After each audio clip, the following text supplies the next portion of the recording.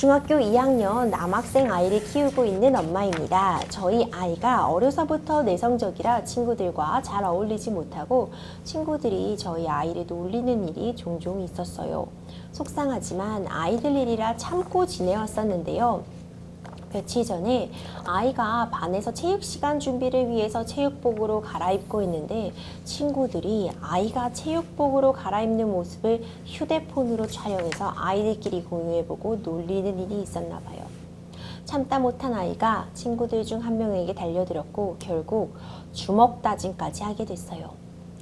담임 선생님께서 쌍방폭행으로 조사를 했다고 하는데요. 우리 아이도 달려들어서 주먹 다짐을 한 일은 잘못된 일이지만 상대방 학생이 먼저 원인 제공을 해 잘못이 훨씬 커 보이는데 상대방 학생과 똑같이 처벌을 받는다면 억울할 것 같습니다. 어떻게 대응하면 좋을까요?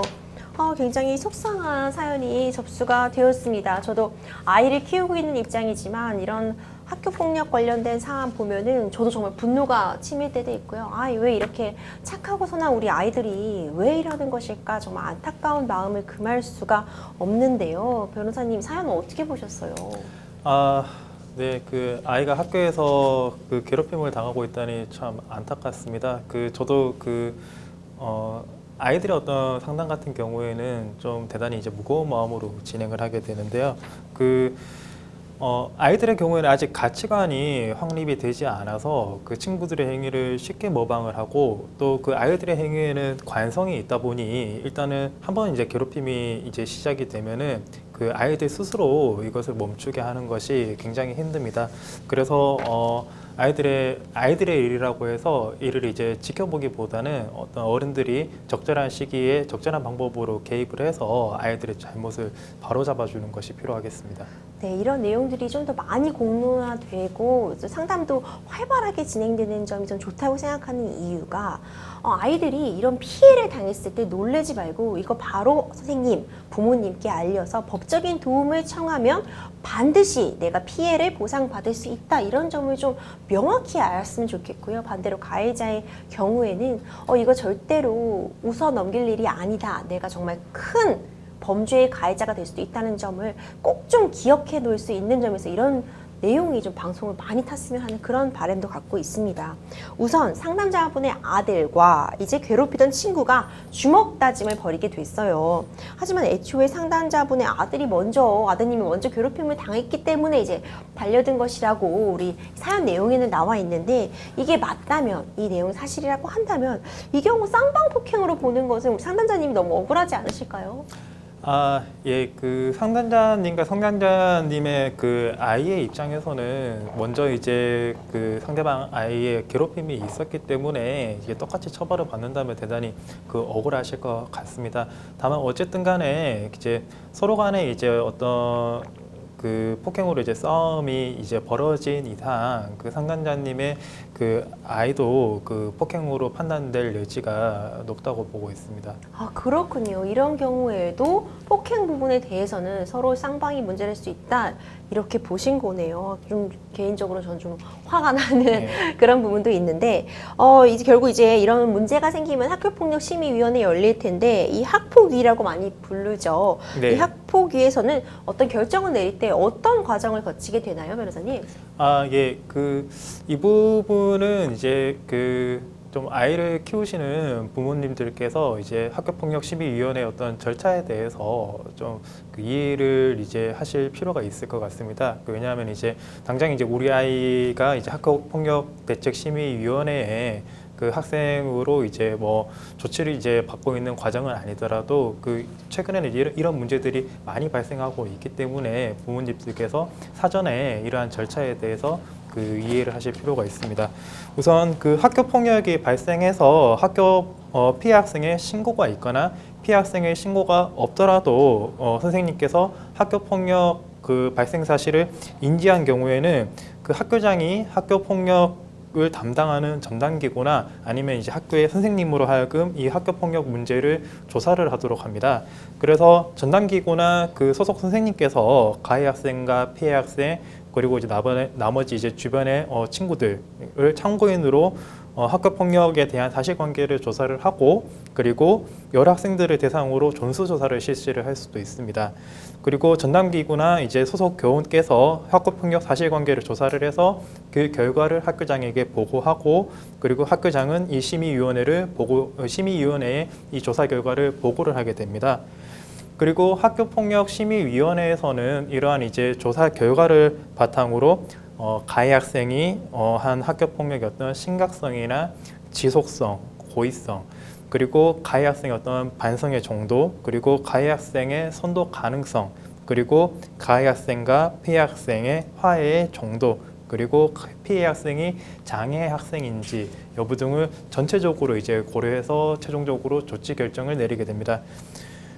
그리고 사안의 경우에 상담자님의 자녀의 경우에는 학교폭력의 어떤 비록 이제 쌍방폭행으로 판단이 될 수는 있겠지만 상담자님의 자녀의 어떤 학교폭력의 심각성이나 어떤 지속성이 그렇게 이제 수준이 높지가 않았고 또 본인의 어떤 잘못에 대해서는 그 뉘우치는 모습을 보인다면은 가해 학생에 대해서는 비교적 이제 경미한 조치가 이루어질 것으로 보입니다. 그렇군요. 그런데 애초에 우리 상대장님의 아드님이 오랜 시간 좀 괴롭힘을 받아왔었고 특히 이 부분 정말 저도 화가 나는데 체육복을 갈아입는 영상까지 다른 학생들이 촬영을 했다고 해요. 이 부분은 진짜 법적으로 큰 문제가 될 수 있지 않을까요? 예, 그렇습니다. 학교 폭력 예방법에는 학교 폭력의 유형에 대해서 이제 여러 가지 유형에 대해서 정의를 하고 있는데요. 일반적으로 우리 형법상의 어떤 폭행에 대한 이제 정의보다 굉장히 이제 넓은 개념으로 정의를 하고 있습니다. 특히 학교폭력 예방법에 따르면 사이버 따돌림이라고 하는 이제 학교폭력 유형에 대해서 정의를 하고 있는데요. 인터넷이나 휴대전화를 이용해서 학생들이 특정 학생들을 대상으로 해서 지속적으로 반복적으로 심리적인 공격을 하거나 특정 학생과 관련된 개인정보나 허위사실을 유포해서 상대방이 고통을 느끼도록 하는 행위를 사이버 따돌림이라고 정의를 하고 있습니다. 그래서 현재 사안과 같은 경우에는 상담자님의 아이와 싸움을 했던 아이뿐만 아니라 상담자님의 아이의 사진을 찍어서 이를 공유해서 상담자님의 아이를 괴롭힌 아이들 모두 처벌의 대상이 될 것으로 보입니다. 그렇군요. 쌍방이 벌어진 몸싸움의 경우에 앞서 말씀 주신 것처럼 일정 부분 폭력에 대해서는 책임을 질 여지도 있겠지만 그동안 당해왔던 다른 폭력들, 학교 폭력에 대해서는 또 다른 조치가 있을 수 있는 거군요. 네, 그렇습니다. 상담자님께서 그동안 우리 아이가 당해왔던 폭력에 대해서는 학교 폭력으로 정식 신고를 하실 수가 있고 또 신고를 할 경우에는 전담기구나 어떤 소속 교원께서 해당 사안에 대해서 조사를 하고 또 이후에 학교폭력대책심의위원회가 개최가 되어서 가해 학생들에 대한 조치가 최종적으로 이루어지게 될 것입니다. 무엇보다도 가장 걱정되는 건 우리 아이예요. 이 아드님 걱정이 많이 되실 것 같은데 그간 굉장한 정신적인 고통받았을 것 같은데 민사소송 같은 거를 제기하게 된다면 준비 과정 어떻게 될까요? 네. 그래서 학교 폭력이 발생됐다고 해서 무작정 이제 가해 학생이나 가해 학생 부모님을 찾아가서 따지기보다는 아이가 그동안 당해왔던 학교 폭력의 내용이 무엇인지 구체적으로 사실관계를 정리하시고 또 그에 대해서 입증할 수 있는 어떤 카카오톡이나 어떤 주변 친구들의 어떤 진술서와 같은 입증 자료를 확보를 해두시는 것이 필요하겠습니다.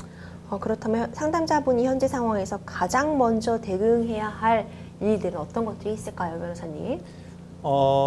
네, 우선은 우리 아이가 현재 학교 폭력으로 조사를 받고 있는 상황이기 때문에 우선 우리 아이가 현재 가해 학생으로 조사를 받고 있는 부분에 대해서 향후에 열릴 심의위원회에서 어떤 경미한 조치를 받을 수 있도록 하기 위해서 이 사건이 발단된 경위와 그동안 아이가 당해왔던 구체적인 어떤 피해 등에 대해서 구체적인 어떤 진술서를 준비를 하셔서 심의위원회에서 이를 이제 참고해서 판단할 수 있도록 제출해 주시길 바라고 또 그동안 아이가 당해왔던 피해에 대해서는 별도로 신고를 해서 학교폭력에 대해서 조사가 좀 이루어질 수 있도록 하는 부분이 필요하겠습니다. 네, 마지막으로 간단하게 변호사님께서는 현재 등촌초등학교 이제 명예교사이시기도 하는데 이 학교폭력 어떻게 하면 좀 근절될 수 있을까요?